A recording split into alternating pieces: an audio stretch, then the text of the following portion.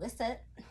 And I want to read you guys one of the books that I read my children because individuals are too entitled for comfort. Now, let me be clear. We're Elizabeth Cole House. This is the author, Elizabeth Cole. I love her work so much. I love all of her books. They make me so happy. I do believe she's the author of a book called Bubblegum Brain 2. Chef's Kiss. I love that book. Nevaeh loved that book so much. We read it all the time. But this book is called Body Boundaries Make Me Stronger. And it's the banger. And we're going to read it. Let's read it. Look at this. Look at Nevaeh did. This book's belong to Nevaeh and Noah and Noel. She's so cute. She's so cute. Yuki Duki.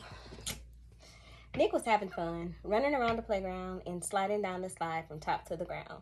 But all of the fun was spoiled by a boy named Ben who started tickling Nick over and over again.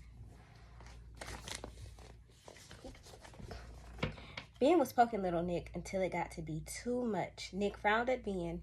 He didn't like that type of touch. So he took his toys and ran home straight away, unaware that another surprise was on its way. Ooh. Your favorite aunt is coming, his mom said excitedly. But instead of being happy, little Nick bowed his head. He started making excuses that sounded really weird and silly. It's napping time. It's bathing time. I don't feel well, really. Nick's mom noticed him acting upset and a bit strange, too. What's wrong, honey? Is there something bothering you?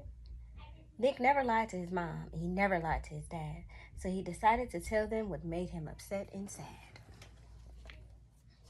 Poor Nick. I don't feel comfortable when Ben starts to tickle and poke. For me, it's not a nice feeling, but for him, it's just a joke. And I love my dear auntie. Please don't get me wrong, but her kisses are endless and her hugs are so strong. Nick's mom said, "Oh, honey, you have a right to choose. If you don't like kissing and tickling, you can sure refuse. Kicks, punches, and pinches and pushes are not okay for you. But sometimes even pleasant touches can be unwelcome too."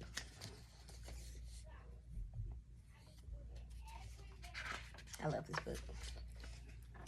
If someone touches you and you want them to let go, remember, your body is yours, is only yours, and you can't say no.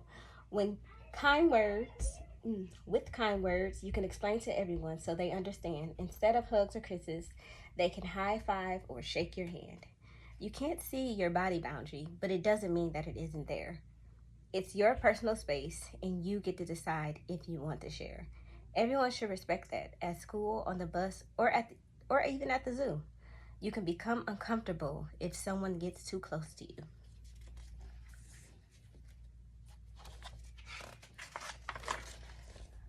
If someone comes right up to you and talks too close to your face or breathes down your neck, they are invading your personal space. Think of your body boundary as an imaginary bubble.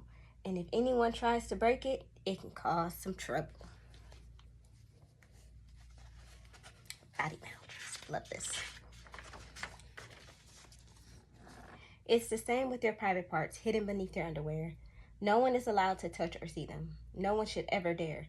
If someone tries to do it, someone you know or a stranger, immediately run and tell an adult that you are in danger. Oh, did you guys see?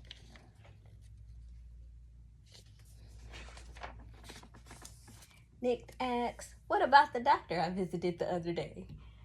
Nick's dad smiled. "Doctors keep us healthy, and that's okay. They take care of our bodies to keep them strong as can be. And when you have a checkup, you go with mom or me."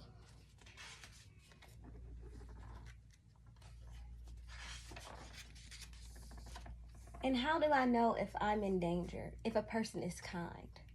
How do I know their intentions and what's on their mind? Little Nick was confused, but his mom made it all clear. There are many signs that you can recognize, my dear. If our neighbor pats you on the head because you were polite, or a teacher gives you a sticker for being good, that's all right. But if someone offers to touch you in exchange for sweets, remember, it's a trap, especially from strangers on the street.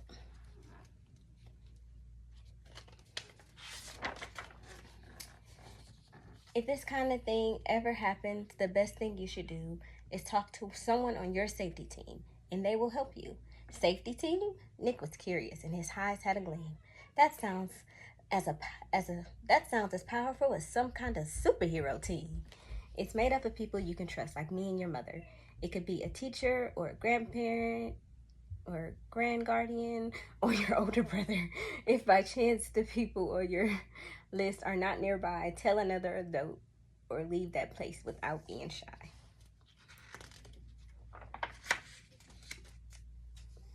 Nick took all of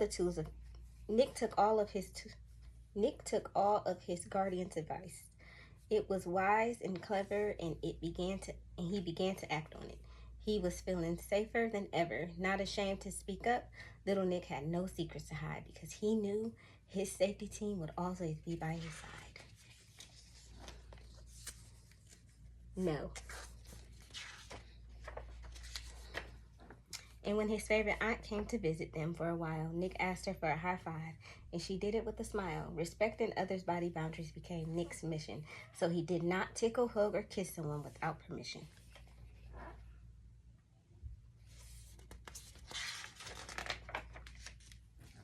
Nick found some touches to be unpleasant and impolite, so he refused any of the ones that seemed not quite right. But some touches made Nick happy, calm, and full of bliss, especially his mother's tender caress and her goodnight kiss.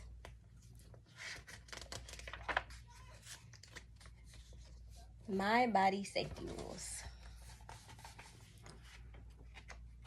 My body is my own. I don't have to hug, kiss, or be touched by anyone if I am uncomfortable. I have a right to say no. I always get permission before touching someone or taking something, even if I know the person. I have a body safety team. These are the adults who I trust and I can talk to if I have a question or a problem. I will listen to my body's feelings in a situation when a situation makes me feel uncomfortable, scared, or nervous. Private parts are not to be shared with others. No one should look or touch our private areas. No one should ask us to keep a secret, even if it's fun and especially if it makes me sad, scared, or if it's about private parts. The end. I absolutely love this book. 110%. Elizabeth, baby, to the front. You did your thing. You did your thing. For real. And I greatly appreciate you because all of her books is really, they go to y'all. Now, the purpose of this message isn't just to highlight how different body boundaries are often overlooked, but to make it crystal clear that if my children don't want to hug, talk to you, or engage with you in any type of way, I am not going to make them. And I'll say that again. I am not going to make them. Too often, we're conditioned to believe that only certain body boundaries are acceptable or valid. But the truth is, every single person, regardless of age, has full authority over their own body. So if my children don't want to be tickled, touched, or hugged, that's their right, period. And I'm not negating that. And I'm not removing it to make adults comfortable. Y'all need to do y'all own work. I'm sorry. I'm not even sorry, for real.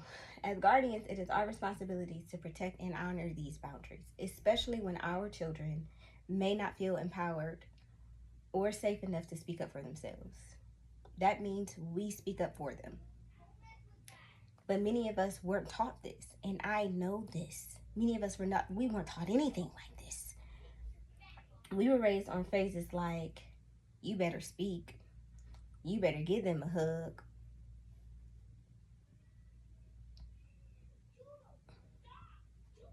That's not a cycle that we're continuing in this household, period. No, they better not nothing.